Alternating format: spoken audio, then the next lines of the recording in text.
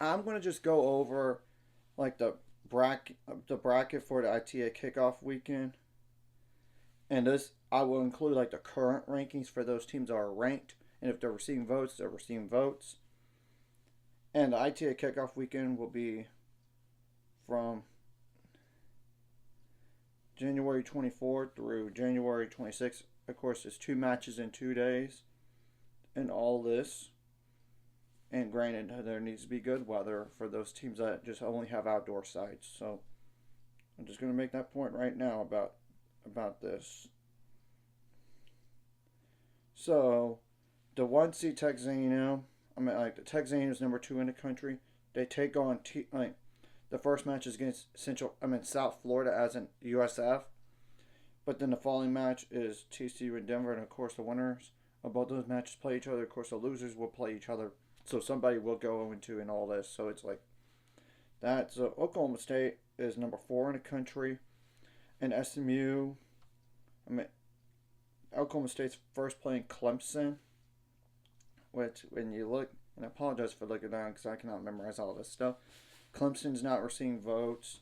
SMU and Arkansas are taking on each other. Of course, winners of both those matches play each other. The losers, they play each other the next day. And yeah, and neither SMU or Arkansas are receiving votes or even ranked. Now Georgia is number 1 in the country with all 13 first place votes. They take on Charlotte first. So and they're not receiving votes or nor ranked. Princeton and Harvard will take on each other, which neither Princeton or Harvard are like ranked or receiving votes or anything like that. So we'll see. Now Stanford is currently number 3 in the country, and granted, for all this stuff, I don't know. I don't know every single injury or their teams are down a player, like down to they only list 5 players due to injury or eligibility issues. I do not know all that stuff. So just want to make that clear right now. So anyway, Stanford's number 3 in the country. They take on Memphis first. Then Ole Miss is not receiving votes. Well, and same thing goes for Utah. So the winners play each other, the losers play each other. I mean, the next day. Now, Michigan is number 8 in the country. They're taking on Vanderbilt, which they're number 21 in the country. But Michigan first plays Yale. So now Vanderbilt takes on UCSB, which they are not a ranked team or receiving votes team. So Michigan will be pushed by Vanderbilt. We'll see. Now Pepperdine is number 16 in the country. They first take on Arizona. First match now Florida State and Georgia Tech.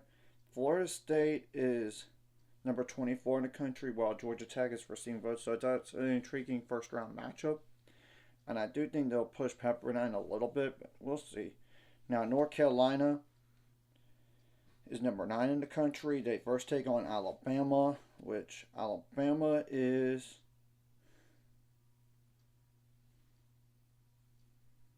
not even like a ranked team or receiving votes team when you look at the poll. And I try to look at the poll and try to configure that. Now, Arizona State and Wisconsin play each other, and Wisconsin is not receiving votes. Same thing goes for Arizona State on the women's side. So, now this is a very intriguing region coming up. Virginia is number 5 in the country. They first take on New Mexico.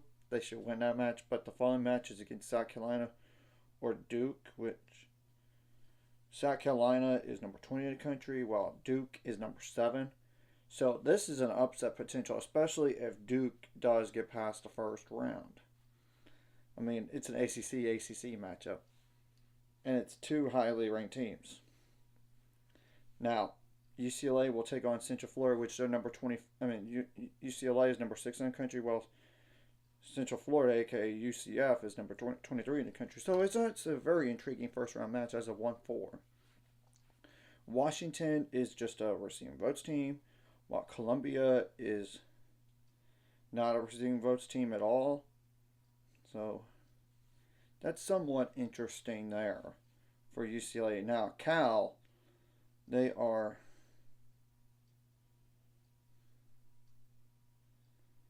number 14 in the country. The first match is against Grand Canyon University with the new head coach. Now, they either take on Oklahoma, that's number 17 in the country. That would be intriguing, or it's San Diego State. But if I would assume it would be Oklahoma, and ironically, Oklahoma last year was hosting Cal, and Cal beat them at their place. So this might be a potential upset here. So we'll see. Now, Texas, they're number 12 in the country. They first take on Maryland. I think they should win that. Now, Baylor is a receiving votes team, while BYU is not a receiving votes team. And that's an interesting matchup because Baylor and BYU, when you look at the schedules for this year, they do not play each other in conference. So it's really the only meeting they're going to play.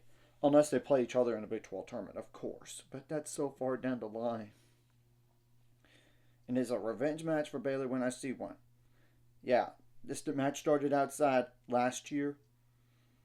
Baylor won the doubles point, but then they had to go inside due to weather. And BYU only has 4 indoor courts, and of course they're used to it more than Baylor is. Now, this is more of a neutral site, but Baylor versus Texas could be a very interesting match, but we'll see what happens there. Now, Tennessee is number 18 in the country. They first take on Texas Tech, which they are not even a receiving votes team, but you still can't sleep on them necessarily. Now, Ohio State and NC State will play each other, and Ohio State is number 15 in the country, while NC State is number 10. So this is a tough region for Tennessee coming up. Now, USC is ranked number 11 in the country. They first take on Penn. Then the 2-3 like Auburn is number 13 in the country, while San Diego is just a receiving votes team. But this still is a dangerous region for USC because of San Diego's now a pushover team and Auburn's that good. So it's going to be interesting what happens there.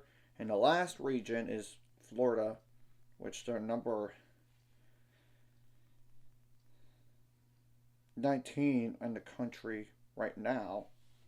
And in all this, they first take on FIU, as in Florida International University. They're number 25 in the country. So that's already a tough first round match, especially if they're short-handed for the match. I mean, when you look at it. Now, Miami, Florida is not even a receiving votes team. I mean, while LSU, they're number 22 in the country. So, yeah, that's going to be a tough one, especially if Florida does. This is a potential that Florida could lose the first round and then win the next, potentially. But we'll just have to wait and see what happens in all this. And I will recap this literally after all these matches are done. And hopefully there is good weather for those outdoor sites, especially if they do not have indoor courts.